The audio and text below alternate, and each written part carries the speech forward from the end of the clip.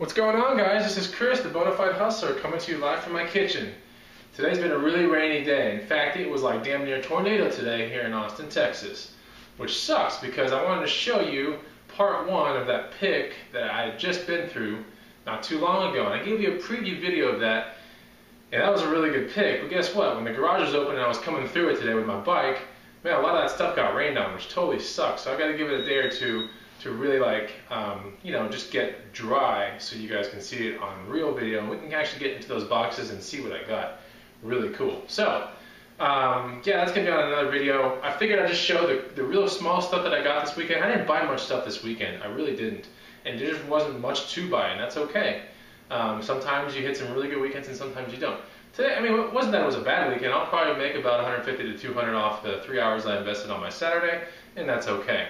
So first of all, I want to talk to you guys about Facebook page, right? If you haven't joined my Facebook page and liked the Bonafide Hustler, the next contest is going to come from there. And that contest is coming soon. I have 184 subs right now, and when I get to a sub 200 mark, that means it's contest time, and it's going to come from the Bonafide Hustler Facebook page. So go and like it, but don't like it just for the contest part of it. There's a lot of good pictures and stuff over there. All the pictures of some of the bikes that I find, and remote control car stuff that I mess with, and just various other stuff that I mess with, and I show the prices of what I sold it on eBay or locally or whatever, and sometimes I'll show what I bought it for as well, so you can kind of get a gauge of what what I'm looking for and how my hustler eye works, okay? So it's out there for education purposes as well. And feel free to interact with me on that website as well. On Facebook, go to the Bonafide Hustler. That's where it is. Okay, so let's talk about some of the stuff that I found this past Saturday. And then we're going to go into a little segment called Little Hustler, Big Hustler. It's really kind of self-explanatory, but it's really cool because you guys have to see it. Alright, so really quick, I found another violin. About 2 videos ago, I found a violin. I've just been itching to have a violin, and guess what? It's like now when you're itching to find a violin or have a violin, you start finding them everywhere, which is crazy. I got this one for 10 bucks. It's probably only worth like 30, and it has the bow on there. It's totally out of tune and it's missing a string. I've tried to play it with the missing string. It was pretty, it wasn't that great, but it has a case and it has everything with it. So I'm thinking like 30 bucks. I'll make 20 quick on that, nothing crazy. I got an old Casio solar powered calculator, which is really cool. It says computer math calculator on here. And although it's not like an old HP, the old HP ones that you get, I mean, look at, this is like super old school. You want to find the ones with like the gold, like the brown around here and then the gold inlet in here. Those kind of things are worth about 40 bucks and above, but you'll find these things all day long in garage sales for like $1. So I bought this one for $1, and I think I should be able to sell it for like anywhere between 20 and 40 because it's not the HP kind of ones, and it doesn't have this like gold part right here. This is more of like silver. It's still worth something because it's totally retro looking. Okay, so look for those things. Amazing. Yeah, here we go. Some Pro Snap shirts. This is a really nice one. There's a Wrangler Pro Snap shirt. Beautiful, beautiful Pro Snap shirt. As you know, I'm a whore for Pro Snap shirts. They sell really well in my antique booth. I will never diss a Pro Snap shirt. Alright, interesting little shitty vest like this. This is like Napoleon Dynamite style. This is a Snow Ranger vest. And it's not the greatest thing ever. It's like super junky made. But people like this. It's like totally 70s and, brings back that whole like northeastern town feel, back in the day with snow plows and whatever. And people in my little town love this kind of stuff. I don't know why. It's like 100 degrees 9 freaking months out of the year here, but that would sell in my antique booth. So I bought it. Got that one for like $1.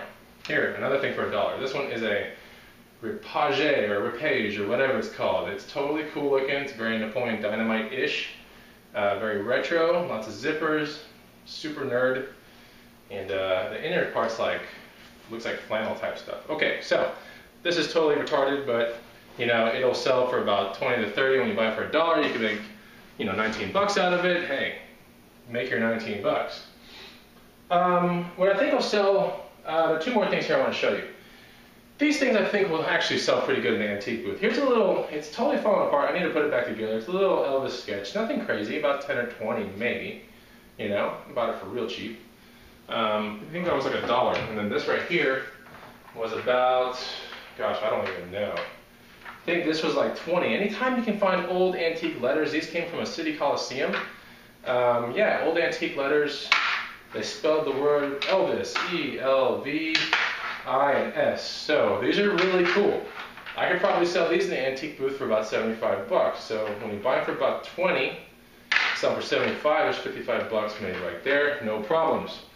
Now the other thing I didn't even put on this table, it totally slipped my mind, but you know what? Let me run outside for 1 second. It's sitting down there and it's kind of wet. But I'll bring it out to you and I'll show you what I found, okay? Here we go. Sliding glass door. Oh man, poor little dude. It's all rusty looking anyway. Alright. This is a Century Spotlight from the City Coliseum here in town, which is neat. Look at that awesome clamp. It's all just super heavy. You can put a light in here. You can attach it to things. You can beam it down to you while you read. A lot of weirdo kind of people with cool artistic houses are going to love this piece. Okay? Very, very cool. Got it for 10 bucks. Now this in the antique booth will probably sell for about 100, easily. And it doesn't even have a light in it, which is cool because you can retrofit anything you want to run off 120 and just knock it out. You can build a cool little tripod stand here. You can have it echoing off a staircase. I mean, it's just really cool. So about 100 bucks, and it's definitely worth its weight. It's worth itself in weight. It's interesting. So, all right, look for stuff like this. When you can find stuff like old movie lights and projector things, those are worth an absolute fortune. People stick those things on tripods as lamps, and yeah, you can make big, big money on that kind of stuff. So here we go. That's what it looks like. All right, let's talk about Little Hustler, Big Hustler. It's a very important thing because lately I've been finding a lot of smalls. And you know, smalls are not as exciting. Smalls are like the smaller things that you can fit in boxes and you can ship all over the freaking world. And they make you your money. That's cool. It doesn't make as much money. It's not as fulfilling as like a big. And a big is like, okay, you find a huge steel table, you buy it for 200, you sell it for 600, you know, or you find a huge piece of an airplane, you buy it for 50 and you sell all 3 pieces for like 200 bucks. So those are fun things, but you can't really pack all that stuff into a tiny box. So yeah, it's got ups and downs. So little hustler, big hustler, okay? You gotta be a little bit of both in order to be a really amazing hustler. You gotta be able to conquer the smalls and wait out for the bigs, because the bigs are not always gonna be there. But when they come, you'll know, and you'll know when to pull the trigger and to start shelling out some money to get the big stuff, because the big stuff is never really cheap. So we have smalls.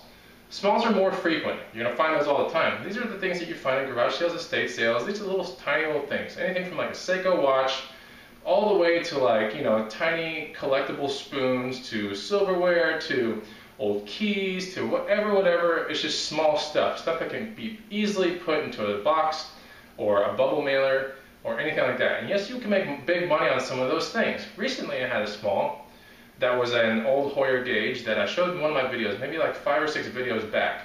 It was in the same video that I had the jet fighter control stick, whatever. Yeah, that thing was a small. That thing was 17 bucks.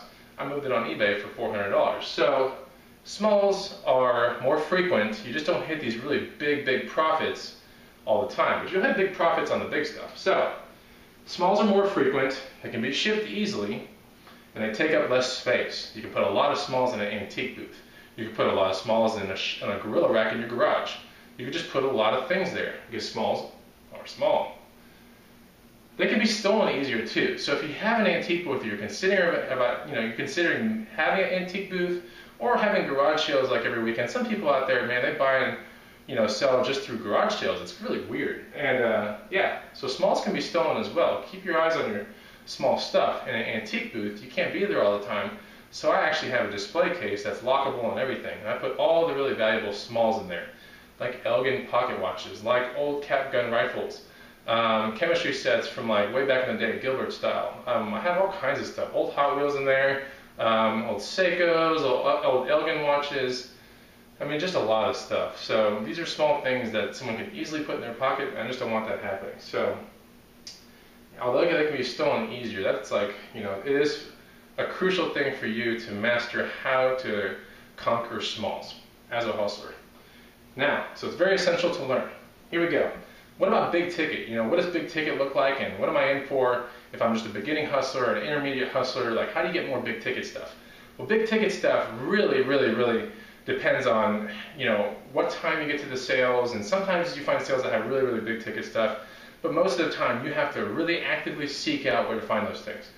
farm auctions, all kinds of other kinds of auctions, Goodwill auctions, really taking a look at estate sales that are in the country, okay? Not talking about estate sales in the city because they're gonna have a lot of junk. I'm talking about estate sales way the freak out there where you can find the old crazy stuff like Coca-Cola signs and Chevron signs and tractor pieces and tractor, seats and cool stuff. Alright, so big ticket stuff will usually yield larger profits. That's understood. They take up more space. They also take up a little bit more of your money. So you gotta be real careful with big ticket stuff. I mean, if you're gonna sure win, then it's good to get into it. But be careful. I've had a couple big ticket, I've had probably 5 or 6 big ticket things that I've watched either completely flat on, or I've lost a small bit of money on it. And it took up a lot of space. Really pissed me off. But I get into those things because I'm also an experimenting hustler, right? I'm really good at what I do, but I experiment a lot. I tend to. Okay, because I want to figure out what's the next big thing, and that's why I experiment. I'm okay losing, $20 to $50 on something if I can find out if it can be replicated again in a profit sense. So they're not easy to move. A lot of times you need a dolly or a friend or a truck, right? Big pain in the ass, these huge big ticket items. They can hurt you too when you're lifting them or when you're finding them or picking them. Better have some gloves on, but even that won't protect you against huge splinters and rusty nails and this and that. So they can hurt you. They can have odd corners. They can have really slippery corners. They could fall on your foot. You gotta be really careful. Okay, big ticket items, there's a big price to pay if you get hurt by them. They're hard to ship, and practically in most cases, they're just unshippable altogether. The shipping alone is gonna eat into your profits so bad to where you're not gonna wanna mess with it. So you really can't ship them. So unless you have a garage where you can show it, or an antique booth where you can show it, you might not want to mess with it. And then the obvious part is it's more rewarding because you buy this thing, you research it, you put it in an antique booth or in your garage, you've taken up space. It's more rewarding when you let it go for a lot of money, and it's something just really big you get to see hauled off, so it makes it a lot more rewarding. But for the most part, you have to be a hustler of both, but never think that big ticket items come all the freaking time. They just don't. So that's Little Hustler, Big Hustler. I hope you like that segment. And if you do like my channel, please subscribe to it. Comment down there. I think I told you guys on 2 videos ago that if you comment down there and you ask, legit questions and everything, I get back to you guys within 24 hours. If you comment on Facebook, it's the same way. Facebook has a lot of pictures of all the stuff that I've hustled, so take a look at that stuff. It's not everything. It's just a small little portion of everything I've hustled over the about 8 years that I've done this whole project. So take a look at that stuff. It's really going to benefit you. Make sure you like the channel, subscribe to it, and comment if you want. And the next contest is going to be off Facebook. So go ahead and like the Bonafide Hustler. The next contest, I don't know what I'm going to do. I don't know how I'm going to pick my people, but it's going to be a good contest. So check it out, and I'll talk to you guys soon. As soon as that stuff dries up in my garage, I'll put it on the video for you guys, all right? Talk to you later.